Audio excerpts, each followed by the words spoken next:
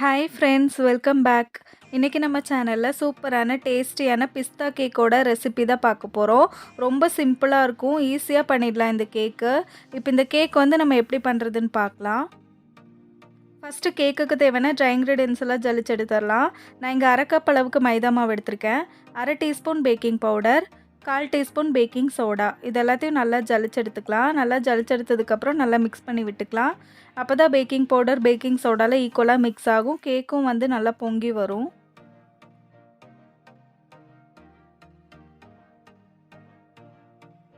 இப்போ இந்த கேக்குக்கு தேவையான வெட் இன்க்ரீடியன்ஸ் என்னென்னு பார்க்கலாம். ஒரு ட்ரையான பவுலில் 2 முட்டை எடுத்திருக்கேன். 1/4 டீஸ்பூன் வெனிலா எசன்ஸ், ஒரு பிஞ்ச் உப்பு சேர்த்துக்கலாம். இப்போ இதை வந்து நல்லா பீட் பண்ண ஆரம்பிச்சிடலாம். முட்டை நல்லா பொங்கி வரணும், அது வரைக்கும் நல்லா பீட் பண்ணிக்கலாம். நீங்கள் முட்டை எடுக்கும்போது ஃப்ரிட்ஜில் வச்ச முட்டையெல்லாம் யூஸ் பண்ணிங்கன்னா முட்டை சரியாக பீட் ஆகாது, கேக்குக்கு வந்து நல்லா ஹைட் கிடைக்காது. அதனால் ரூம் டெம்பரேச்சரில் இருக்க முட்டையாக யூஸ் பண்ணிக்கோங்க. இப்போ இதில் வந்து 1/2 கப் அளவுக்கு நான் பொடி பண்ண சர்க்கரையை சேர்த்து நல்லா ஃப்ளஃபியாக வர வரைக்கும் பீட் பண்ணிக்க போகிறேன். 4லேருந்து 5 நிமிஷம் வரைக்கும் நல்லா பீட் பண்ணிக்க போகிறேன். முட்டையோட எல்லோ கலரில் மாறி பியூர் ஒயிட் கலரில் நல்லா பொங்கி வரணும், அது வரைக்கும் நல்லா பீட் பண்ணிக்கலாம். இப்போ இதில் 2 டேபிள் ஸ்பூன் நான் ஆயில் எடுத்து வச்சுருக்கேன், அதையும் சேர்த்துக்கிறேன். ஆயில் சேர்த்ததுக்கப்புறம் ஓவராக பீட் பண்ணிங்கன்னா கேக் வந்து ரொம்ப கிறிஸ்பி ஆகிடும். அதனால் பீட் பண்ணிவிட்டு நான் பீட்டர் ஆஃப் பண்ணிடுறேன். இப்போ இதில் கடைசியாக நான் வந்து பிஸ்தா எமல்ஷன் சேர்க்க போகிறேன்.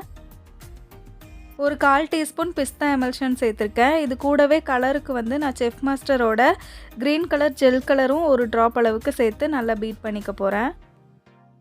கலர் வந்து ஆப்ஷனல் தான், உங்களுக்கு வேணும்னா நீங்கள் வந்து சேர்த்துக்கலாம், இல்லைன்னா ஸ்கிப் பண்ணிடலாம்.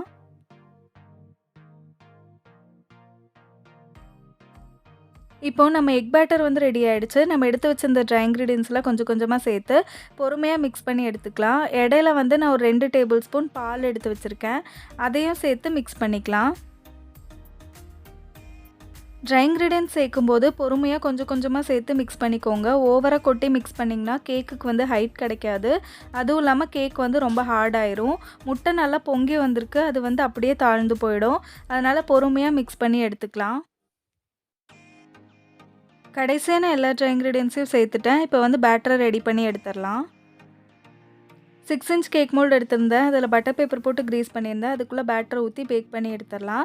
பாத்திரத்தை 10 நிமிஷம் ப்ரீ ஹீட் பண்ணி வச்சுருக்கேன். அதுக்குள்ளே இறக்கி வச்சு லோ ஃப்ளேமில் 30லேருந்து 35 நிமிஷம் வரைக்கும் பேக் பண்ணி எடுத்துடலாம். பவுலையும் விஸ்கையும் ஒரு 1/2 மணி நேரம் ஃப்ரீசரில் வச்சுருந்தேன்.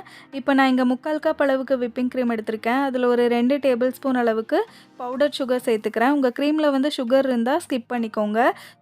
க்ரீமை பீட் பண்ணுறதுக்கு முன்னாடி க்ரீம் எப்போவுமே நல்லா கூலிங்காக இருக்கணும்.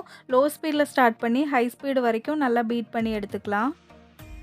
க்ரீமை எடுத்ததுமே ஹை ஸ்பீடில் பீட் பண்ணிட்டோம் அப்படின்னா அப்போதைக்கு ஸ்டிஃபாக இருக்கும். நம்ம வந்து கேக்கில் அப்ளை பண்ணும்போது சீக்கிரமாக மெல்ட் ஆகிடும். அதனால் அதை மட்டும் பார்த்துக்கோங்க.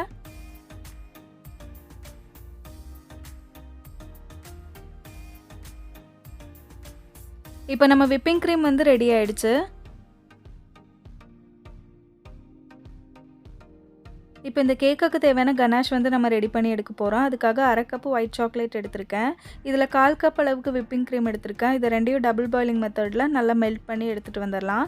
இப்போ இது கூட நான் வந்து ஒரு 2-3 ட்ராப் அளவுக்கு பிஸ்தா எமல்ஷனும் சேர்த்துக்கிறேன். ஒரு ட்ராப் அளவுக்கு நான் செஃப் மாஸ்டரோட க்ரீன் கலரும் சேர்த்து நல்லா மிக்ஸ் பண்ணிக்கலாம்.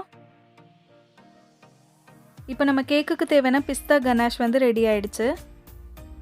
ஒரு 35 நிமிஷத்துக்கு அப்புறம் நம்ம கேக் வந்து சூப்பராக பேக் ஆகிருக்கு. கேக் நல்லா கூல் ஆனதும் 3 லேயராக கட் பண்ணிக்கலாம். இப்போ கேக்கை வந்து ஐசிங் பண்ண ஸ்டார்ட் பண்ணிடலாம். ஒரு டர்ன் டேபிள் மேலே ஒரு கேக் போர்டு வச்சுருக்கேன். அதில் கொஞ்சமாக க்ரீம் தடவிட்டு ஃபஸ்ட் லேயர் கேக்கை வந்து இது மேலே வைக்கிறேன். இப்படி பண்ணும்போது நம்ம கேக் ஐசிங் பண்ணும்போது நகராமல் இருக்கும், அதுக்காக தான். ஃபஸ்ட் லேயர் கேக்கை வச்சு சுகர் சிரப் வச்சு நல்லா வெட் பண்ணிக்கலாம்.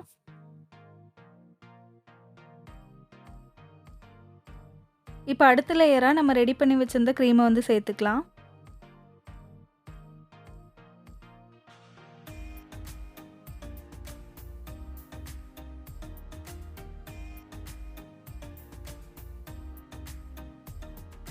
ஒரு ஐசிங் நைஃப் வச்சு இதை நல்லா ஸ்ப்ரெட் பண்ணிக்கிறேன்.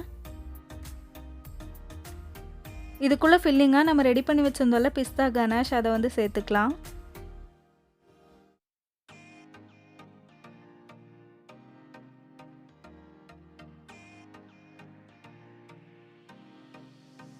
இப்ப இந்த கனாஷ வந்து ஒரு ஐசிங் நைஃப் வச்சு நல்லா ஸ்ப்ரெட் பண்ணிக்கலாம்.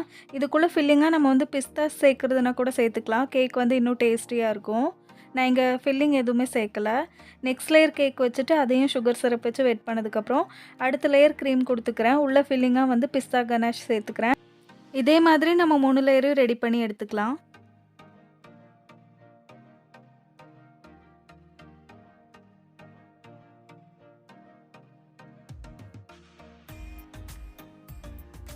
கடைசி லேயர் கேக் வச்சு அதையும் சுகர் சிரப் வச்சு வெட் பண்ணதுக்கப்புறம், கொஞ்சமா க்ரீம் குடுத்து இந்த கேக்க வந்து க்ரம் கோட் பண்ணி எடுத்துக்கலாம்.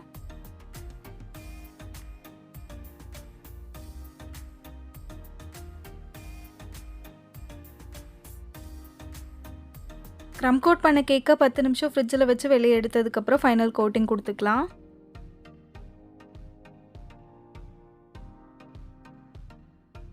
இப்ப கேக்க ஃப்ரிட்ஜ்லேருந்து வெளிய எடுத்ததுக்கப்புறம் ஃபைனல் கோட்டிங் குடுத்துட்ருக்கேன்.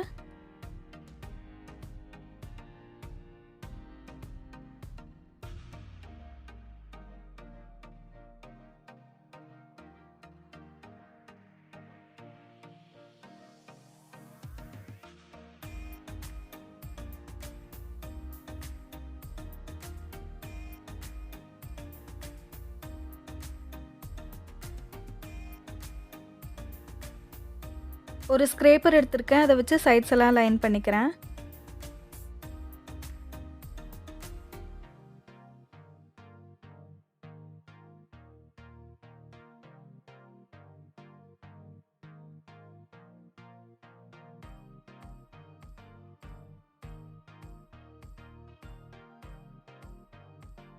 கேக்குக்கு ஃபைனல் கோட்டிங்லாம் குடுத்தாச்சு. ஒரு 30 நிமிஷம் நம்ம வந்து ஃப்ரிட்ஜில வச்சு வெளிய எடுத்ததுக்கப்புறம், கேக்குக்கு மேல வந்து கனாஷ் ஊத்திக்கலாம். நம்ம ரெடி பண்ணி வச்சிருந்தோம்ல, அந்த கனாஷ வந்து கேக்குக்கு மேல ஊத்திக்கிறேன். கனாஷ் கொஞ்சம் திக்கா இருந்தது அப்படின்னா, திரும்பவும் அத வந்து டபுள் பாயிலிங் மெத்தட்ல லைட்டா மெல்ட் பண்ணி எடுத்துட்டிங்கன்னா, லூஸ் ஆயிடும். கேக்குக்கு மேல ஊத்தும்போது கனாஷ் வந்து லைட்டா சூடா இருக்கணும். கேக் வந்து நல்லா கூலிங்கா இருக்கணும். அப்பதான் நல்லா ஸ்ப்ரெட் ஆயி வரும்.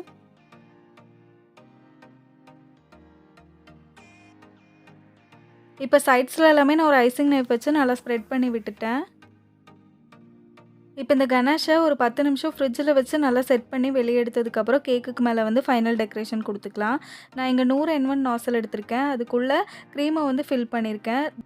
க்ரீம்ல லைட்டா ஒரு கிரீன் கலர் வரக்காக செஃப் மாஸ்டரோட கிரீன் கலர் வந்து 1 ட்ராப் அளவுக்கு சேர்த்துருக்கேன். இப்ப அத வச்சு இந்த மாரி ரோசெட்டா டிசைன் குடுத்துக்கலாம்.